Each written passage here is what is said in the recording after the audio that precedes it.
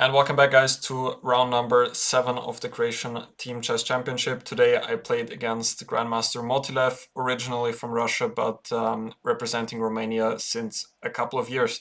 He's actually a former Russian champion as well as former European champion, if I'm correctly informed. And his peak rating was around 2700. He's generally very experienced. I think his first time he reached 2700 was already like almost 20 years ago. And yeah, in the last couple of years he dropped a bit with his rating, but still he's generally a very solid player from my impression. And I've played him already in the last year in the same tournament, where I also had the white pieces and played knight f3 g3 there. And there I had a very good position, but in the end didn't manage to win it. And previously last year the game ended in a draw. Since some of you have asked me not to spoiler the result, I will not do that today. So let's have a look at what happened. Today I started with c4, generally trying to switch it up again as often as possible. I think in this tournament now I played once e4, once knight f3, once c4, and I think once d4. No, actually I played c4 2 times against BR. I think I started with c4 as well. He played e6, knight c3, d5, so in the game we got this yeah, very standard Carlsbad line, which I did prepare a little bit, but it was not actually my main focus, which was probably kind of a mistake, because he he invited the Carlsbad already before in the tournament against Akbas. Akbas did not enter this, but instead he started with bishop g5, but judging from that it was quite obvious that he could enter this line. And I reviewed it a little bit, but generally, like when I play the Carlsbad, I'm just typically not that afraid that anything special is going to happen out of the opening. It's often just leading to some playable position, which generally suits me, because the pawn structure is fixed. There's nothing crazy happening in the opening stage, and therefore I'm typically quite happy to play those positions. He played the move order with bishop e7, e3, and short castle. I played bishop d3 and now h6. And this idea with not playing c6 has gotten quite popular, because the main idea, we actually see it in the game, if white drops back with a bishop to f4, now black can go c5. This is one of the upsides, that if black waits with his pawn, in some positions he can play c5 in one go, but generally black does not want to do that. If the bishop drops back to h4, then after c5 white would be quite happy, because in those resulting positions, obviously the bishop on h4 would be much better placed than on f4, because it's pinning the knight on f6. But I played bishop f4. The idea of this setup with bishop f4 is then not really to play with this knight e2 f3, because it will run into knight h5, but I want to play with h3 and knight f3, or knight f3 and then h3. And some players do play like that nowadays. This has gotten quite popular, and it's sort of one way to try and avoid the mainstream lines, I would argue. Like bishop h4 obviously is also possible, and c6 knight e2 is leading to the kind of standard theory. One thing which might be nice to explain is why white cannot play with knight f3 here as comfortably. I mean, this is possible, of course, but in those lines black has the move knight e4, which is not possible if the bishop is on f4, because now the bishop on h4 would be hanging. Like after bishop takes e4, there's bishop takes h4, for example, and if white takes on e7, queen e7 covers the e4 point, and black is completely fine. So that's kind of the main idea of this bishop f4 system, but of course the downside is that c5 is possible.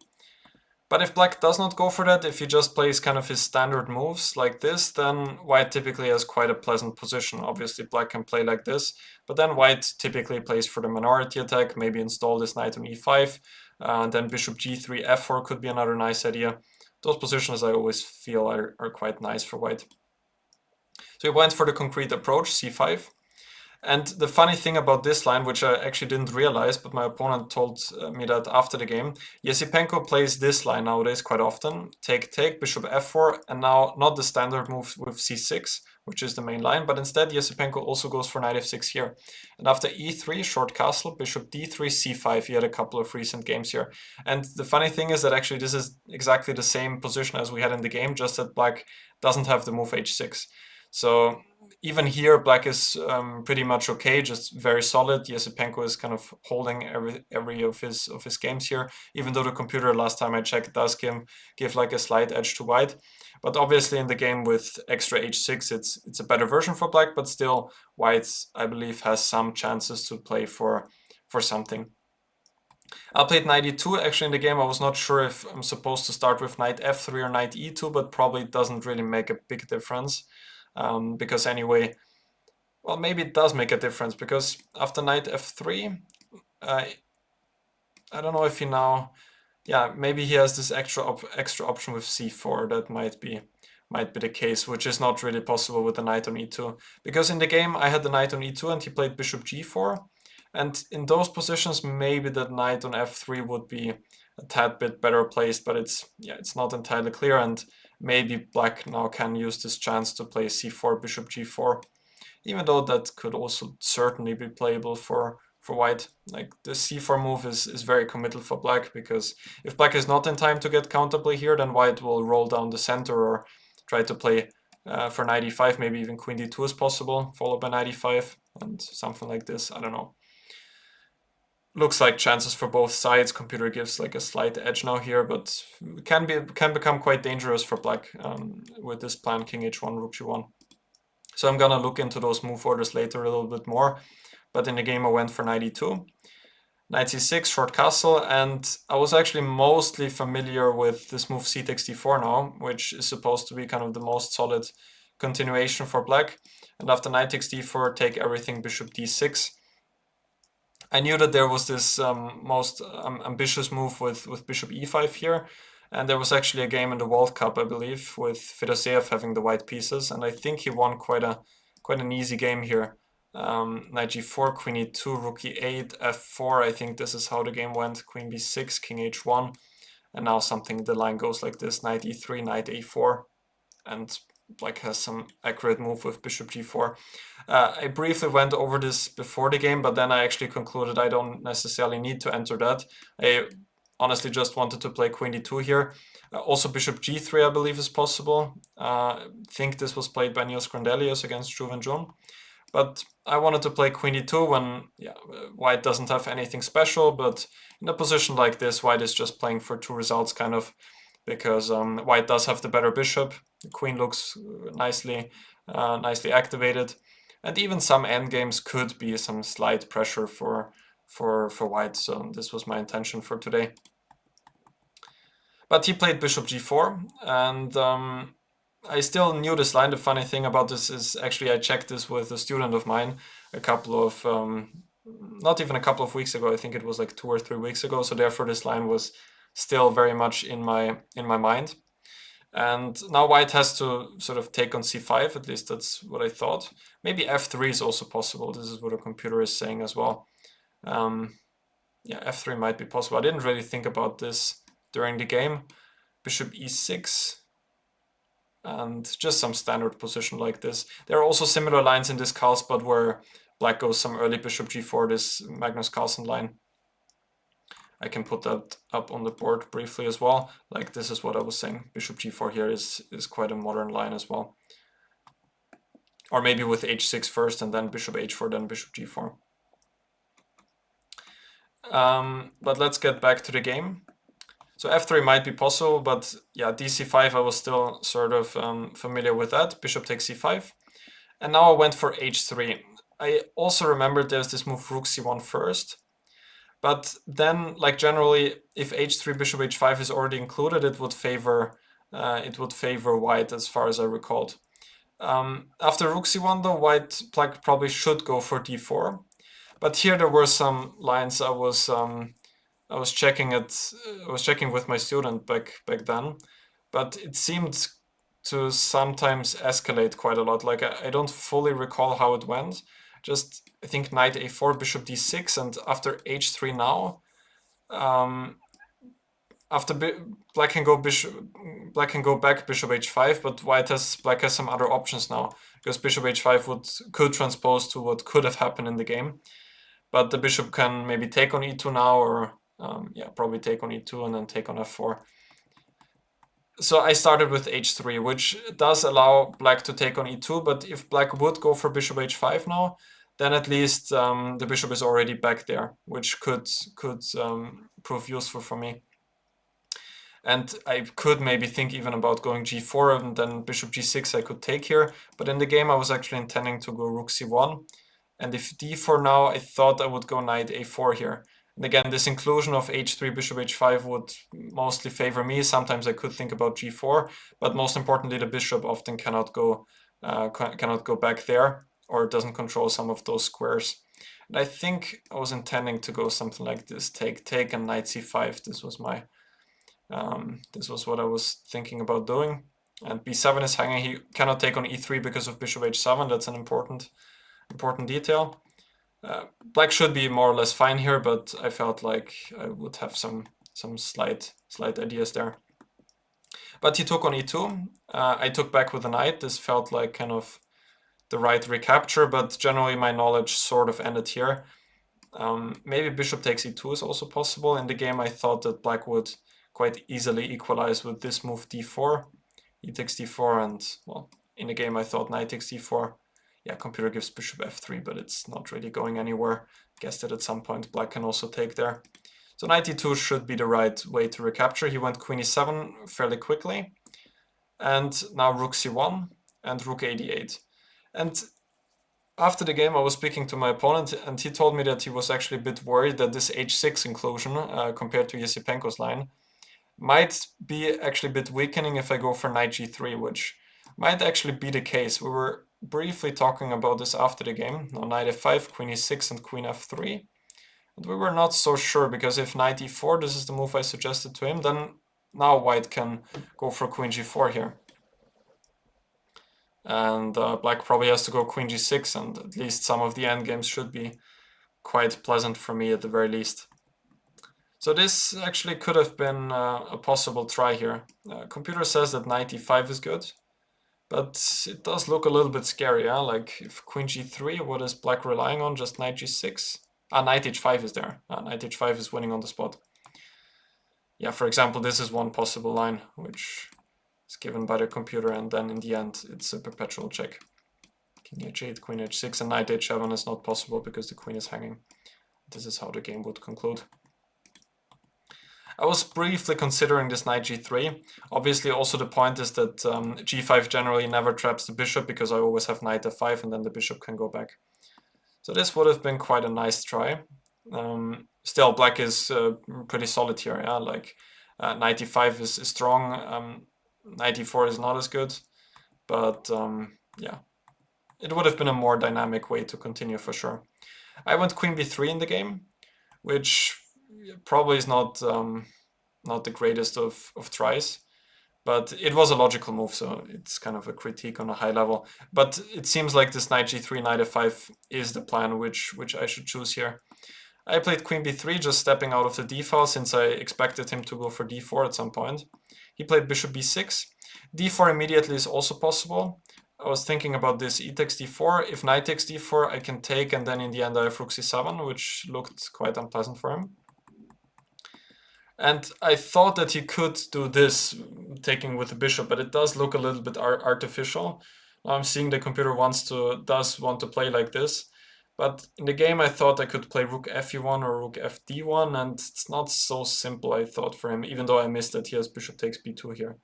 I have to admit that. When after queen b2, rook d3, I probably don't have any discoveries. And if I go rook fd1 instead, well, knight h5 is very strong. Yeah, I mean, this point on f2 is always a bit hanging in the air. You can also take on d4 and go somewhere with the queen. Generally shouldn't be so, like white shouldn't be in any danger with the two bishops, like queen c3 or queen c4. Still, black needs to answer some questions here, I believe. So in the game he went bishop b6, which is a very natural move, and here this move a3, which I played, is actually quite a nice prophylactic move, because now I thought, well, if I go, for example, for rook fd1, which looks very natural, now I thought he would go for d4. And after e takes d4, now he can take with the knight, and now he can take with the rook. And if I go bishop e3 now, since my bishop is hanging, he has to move rook b4. And all of a sudden, on the next move, he will take on e3, and I thought he's already much better here. So the whole point of a3 was if he goes for d4 now, then I can do the same, take everything, and then in the end I can play bishop e3 without rook b4 being a problem. And here I thought this is probably okay for him, but at least I have some ideas, like I could repeat, for example. I could also go rook e1. Even if I take on b6, I can never be worse here, because the bishop generally should be a little bit more powerful than the knight on f6. So therefore he did not go for that. Instead he played knight e4, but I think he underestimated this capture on e4. It was also not an easy move for me to make, because now he's finally getting rid of his isolated queen's pawn. But on the other hand, the pawn on e4 now can also be weak. Originally, my intention actually was to go for rook f to d1, but then I was incredibly scared about some sacrifices on f2, like knight f2, king f2, and then g5, for example. Looked quite scary. Even the immediate d4 might be possible. So then I just decided to take on e4, which turns out actually to be a good move. Now he thought for quite some time, and in the end decided to take with a pawn, which I also expected. Queen takes e4 does look a little bit sad. I thought knight c3 comes and then knight a4 on the next move. And also this endgame here looks quite depressing for black. Like, I thought even here I could go knight a4 or rook d1 first. Just shouldn't be so good for black, because his bishop is not really taking part in the game. If the bishop were here on f6, then it would probably be a lot different. So he took with a pawn, and here I played knight c3, which already is maybe a small step into the wrong direction. It was still a decent move. But the more logical move, rook d1, is probably better. What I misevaluated here was that after knight e5, which was the move I was sort of expecting here, that this position is simply pretty good. That I can take on e5 and now play something like knight c3 and bishop c7, just g3. And generally I was a bit hesitant to go into the structure and play with g3, because it does look like my king is a little bit weak, but he's just not in time, and in the meanwhile the pawn on e4 is hanging, b7 is hanging. So this might have been a little bit stronger. Knight e5 is actually probably not the best move here. Like, probably still goes on, like maybe black can play something like this, but the pawn on d3 does seem like more of a weakness than a strength. So black should be suffering here, objectively speaking. Computer says that knight a5 is the best move, but I was not really worried about that one in the game. It just looks a little bit strange. Like, I don't really see what is the idea if I go queen b5 here. It does look just a little bit strange to place the knight there. So rook d1 would have been maybe objectively speaking a bit better, also very logical. But instead I went knight c3. With one idea to kind of avoid knight e5, which anyway he played, but at least now I had the concrete move knight d5. Still, the computer wants to take here and go rook fd1, which would transpose to what we've just seen. This was just a misevaluation that here, yeah, I just saw that I have to play g3 and it all looks a little bit weakening. But it turns out that actually, yeah, I have ideas like rook d5 next, and black is in quite some trouble here, I would say. Like, I see now the computer is giving 0.4 here, so it's still not the end of the world, but it does look more and more unpleasant once you understand that after bishop c7 I can just play g3. Yeah, but in the game he played knight e5 and I went knight d5. Now he has to play queen e6, and I have to take on e5. And I sort of saw this whole those trades here, and I saw this endgame, and I still felt like he does need to be a little bit careful here, because he always has this problem with the e4 pawn, which can become quite weak in the endgames. But at the same time, I realized that if he plays sort of accurately, the game now should end in a draw.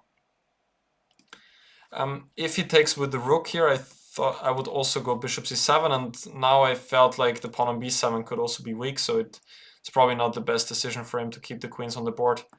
So he went for this endgame, bishop c7, rook b5. He took and then went rook b5. Thought that was all quite natural. He also has some other ideas, like he can go rook b5 immediately, but I would also go b4. So he took and went rook b5, b4, a5.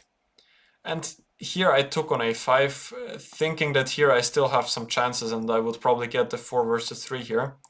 But instead I could probably try something a bit more here. Like after the game we were discussing rook b1 briefly, then we said rook d8 and we both didn't really see how it continues, but maybe I can just play on a position like this. I don't know, take on b4. Maybe now I will get the 4 versus 3. Take. Here. Maybe he will not even get 4 versus 3 at this point. I mean, how he should get it somehow, like, not so simple. Okay, 1 a4 again. This e4 pawn is very weak. I mean, maybe this is okay, like, can give the pawn and it should still be a draw. But this wouldn't have been so simple for him, rook b1. I played this move quite quickly, which wasn't such a great decision. I could also go rook c4, for example, take, rook e8 and rook d1. Well, probably he's just fine with rook e7 here, and if rook d4, rook e5, g4, yeah, can probably even go g5, and then I cannot even bring the king to f4. Yeah, still not so comfortable for him, but computer defends it like this: king h7, king g2, and h5, king g3, take, f6, and if king f4, then black has to go g5, yeah, and something like this. Probably also no way for me to make progress here, so I guess that rook b1 would have been the best idea here. And if he takes here, take rook b4. Now this endgame would already be quite bad for him, because he has to stay completely passive, and if he loses the b7 pawn, it's probably lost. He can go rook a5 still, but now a4, and it all goes on. I mean, I think after rook b1 I would probably get a 4 versus 3 at least. Probably also not more than that. Like, let's go back to rook d8, which he was thinking about, and which we talked about. Rook c5 is also one idea, to try and go after the b7 pawn. But yeah, probably not leading anywhere. Rook d5, b7, rook c5. And something, probably even f5 is possible at this point. Doesn't look so bad. Yeah, so not rook c5, but instead let's go back to this move rook c4, which we had in the beginning. And if a b4, then I'll probably get this 4 versus 3, at the very least. Well, the position is still a draw, yeah, just to tell you that. But what about rook d3 maybe? It looks very logical. I can go a4 now. And again, if he takes on b4, then both b7 and e4 are hanging. And if he goes to e5, let's say, then I have a very good version, because a4 is just protected.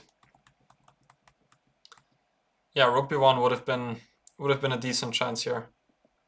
I mean, it's still quite a long way from winning the game, but at least I would have a bit more chances. Like here, I will just pick up the pawn, and yeah, probably also black should be quite active like this. Maybe rook d2 is the best move here.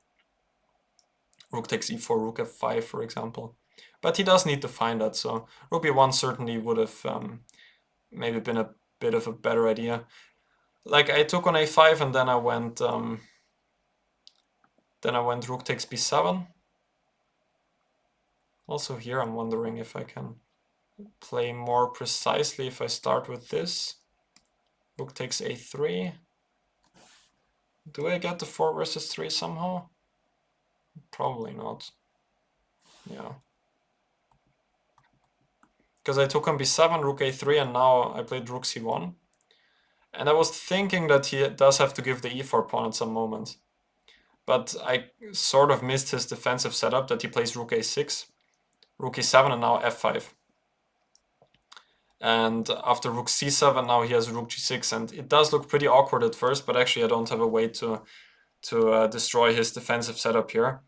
From here on, it was just a draw. I tried to move around a little bit, and he was a bit low on time, so I was trying to play it on, but he simply stays like this.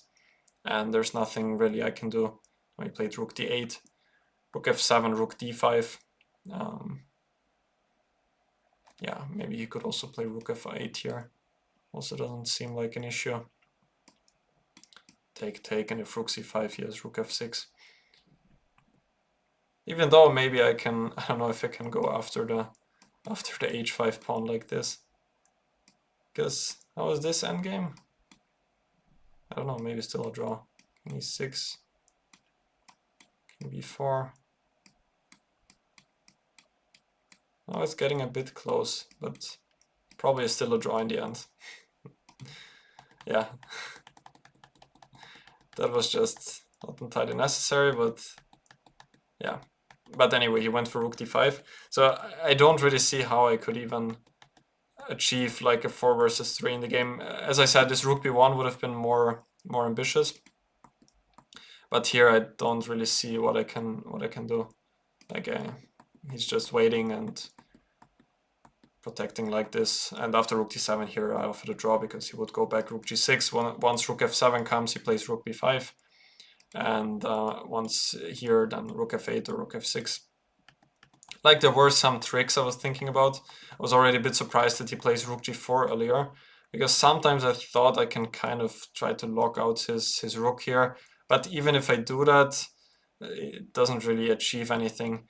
Like only one thing I was sort of thinking about was like if we have some endgame like this, for example.